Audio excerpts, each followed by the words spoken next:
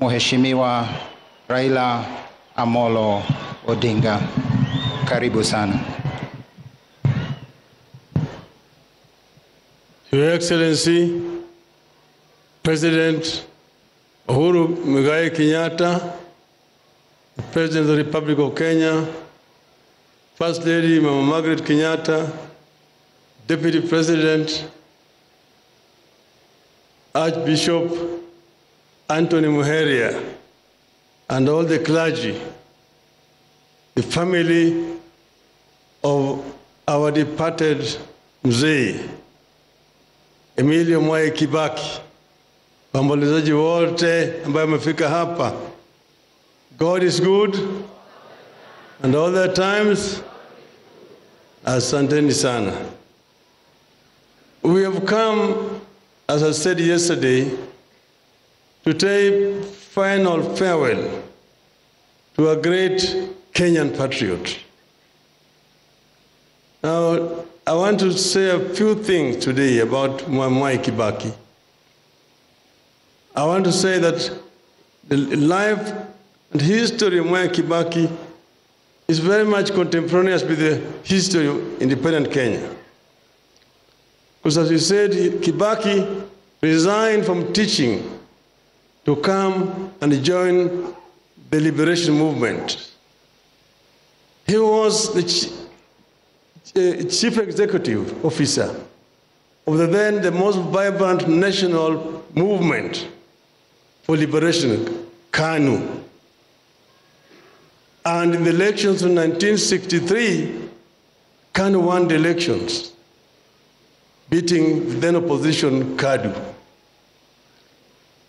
Then, after that, Kenya became first independent, eventually a republic.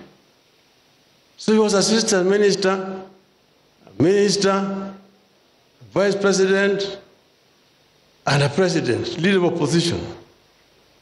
But development in Kenya after independence are very much akin to what took place in the rest of the African continent. The constitution that brought independence was a fairly liberal constitution with a devolved system of government called Majimbo. Through a series of amendments, Majimbo was disbanded. Then also several amendments were introduced to the constitution, which basically removed power from the periphery to the center. We ended up with a very authoritarian, or what we call imperial presidency. To cap it all, in 1982, they brought Section 2A, which introduced a single-party system. They was introduced by the then Minister for Justice and Constitutional Affairs, our friend Charles Jonjo. Mwai Kibaki is the one who seconded it. I'm saying this because it's good for us to say it. We have had a long discussion with him. He did not know the implications. He later on himself became a victim of it all. Because in 1988, they brought Mlolongo system of election. They called them that open democracy. Then, after that, they did the reshuffle and was removed from being vice president, made minister of health. He did not feel humiliated. He stayed there as a gentleman. Some of us were fighting for repeal of Section 2A and reintroduction of multi-party politics. But because he was inside that system, he said that it is not possible to introduce a multi-party system. Those of us who were calling for it were like somebody cutting a mugumo tree, the razor blade. Fortunately, with the fall of Berlin Wall, the wind of change that was blowing in Eastern Europe began to also blow in Africa. And through it, Section 2A went. And now we are allowed to form a political party. And Kibaki said that in his deep mind, he has always cherished multi-party system, and immediately resigned from KANU to form DP. So he joined us. We were already then in Ford, and he joined DP. Then Ford also eventually split into Ford Kenya and Ford Asili. So we now have Ford Kenya, Ford Asili, DP. We try to work to try to bring these people together. Ken Matiba, Jaramogi, and Kibaki. Eventually tried to, with Kibaki's people, were negotiating. Uncle George Mohoho is here. And the late John Keane, Gegi Mugai, we tried to negotiate. It was not possible. Then we said that if you guys don't agree to hang together, you shall be hanged separately. So we went to the elections, and truly they were hanged separately. One whole post there for Matiba, one for Kibaki, one for Jaramogi. So, but we came together now in the opposition. First Matiba was the leader, then Jaramogi. Then both of them eventually went.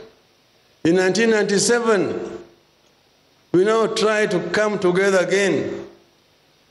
There was Kibaki, Amalu Kijana, Charity Ngilu, and yours truly.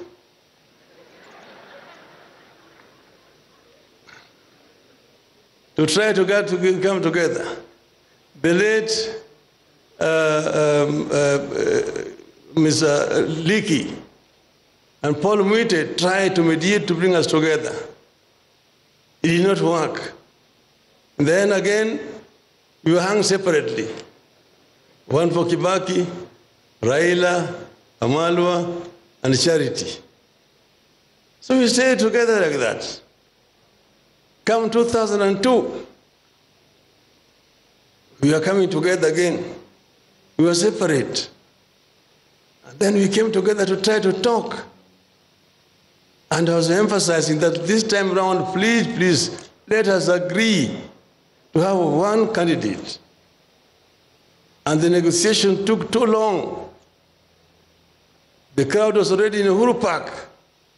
It was packed. They are saying, oh, let us go and tell the crowd that, oh, we will come back in 2 weeks' time. Now we have united. Come back in 2 weeks' time and tell them who is our candidate. I realized that we saw it in 92, we saw it again in 97, it's not going to work again. So this time around, I decided to take the debate to the Wananchi. And then I asked them, because I was the last person to speak, I asked them, Simze Kibaki tosha?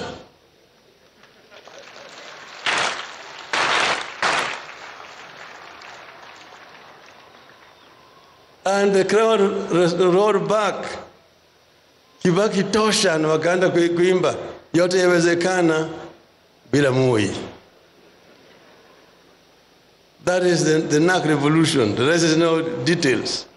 But I was saying this because I saw where we were, and we had a long discussions with Mwai Kibaki. In my view, Mwai Kibaki had the knowledge, the experience that we needed in that period of transition. I got actually hit so hard. By the time I arrived home, my wife had received so many phone calls saying how I had messed up. But I said, there's no going back. We'll move forward together with Mwai Kibaki. So I'm here with my wife Aida there, and my elder brother, Dr. Uburu. They've come here as the family of Jaramogi. Now, we had we sat down and signed an MOU. That is what we are going to do after we formed government. This famous or infamous MOU. And when we were negotiating, everybody was very fresh. Kibaki is the one who suggested we need only 3 months. We will have passed that new constitution. Unfortunately, when we left, we started the campaign. And we went for campaign in Kitui. We ran around and we slept in the residence of Mr. Musila, former PC. When we left, we went for rallies in Kitui down, came back to Kitui town. We were rushing back now to Nairobi. My car was leading. But then they told me Kibaki was in a rush for another appointment in Nairobi. So I let them pass. So we were following. Then we come toward the junction there, Machakos Junction, and the accident. So from there, we put them in a car, Musila's car, and we were following, coming to Nairobi. We were found in Nairobi Hospital. We arrived at Nairobi Hospital, and the crowd is there. He's taken inside and for treatment, emergency. The crowd was so anxious, what's happening? So I came out and I told them, look, our captain is injured, but the march will continue and we shall win this march.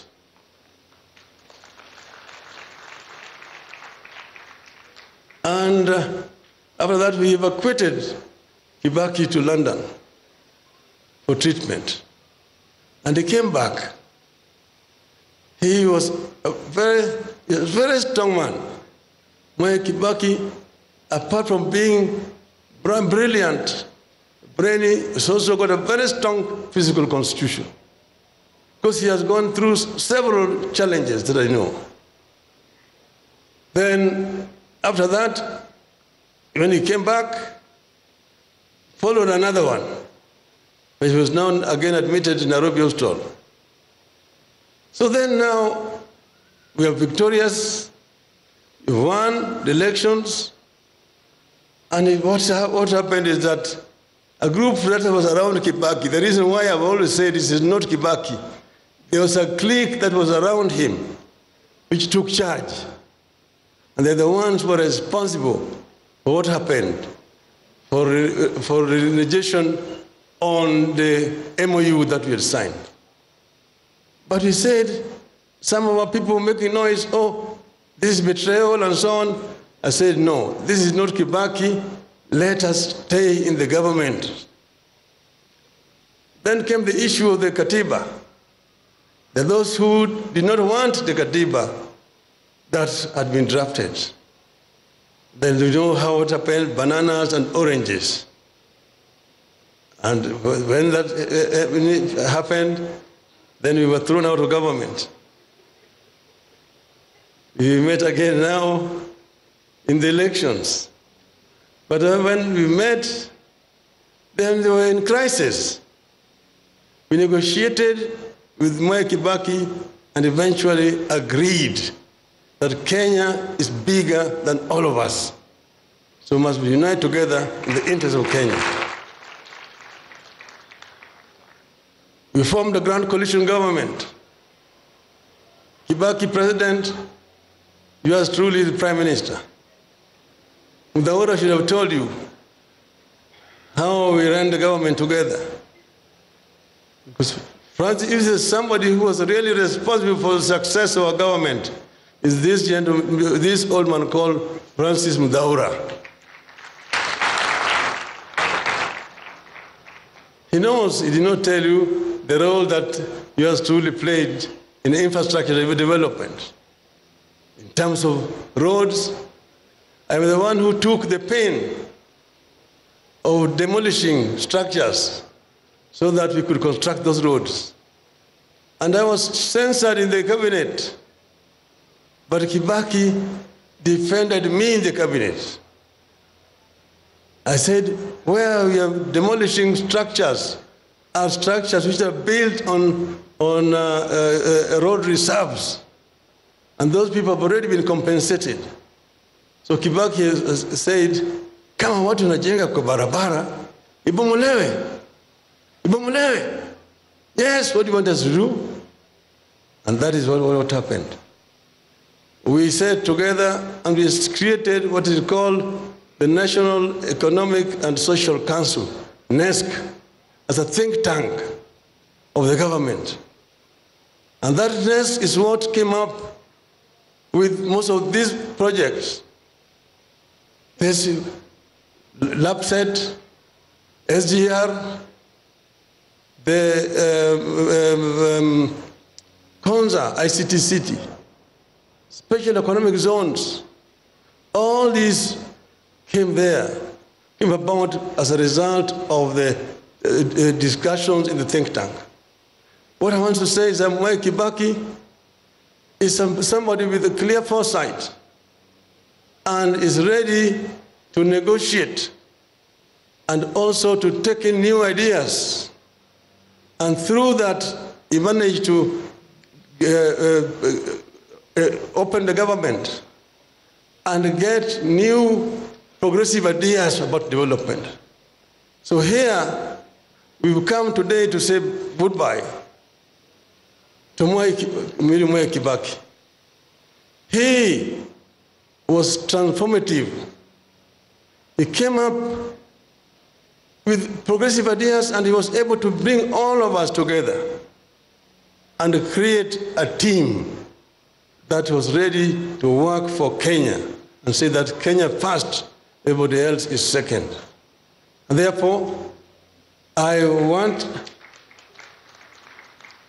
we are paying a tribute to a great Kenyan leader. Fare thee well, Mwai Kibaki.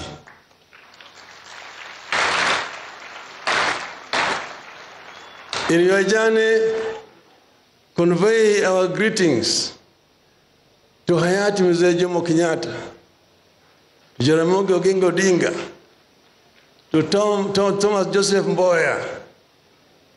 Say farewell also to Nyayo when you meet him. Rest in peace. Thank you. Thank you, Right Honorable Raila Amolo Odinga. We thank you very much. At this juncture,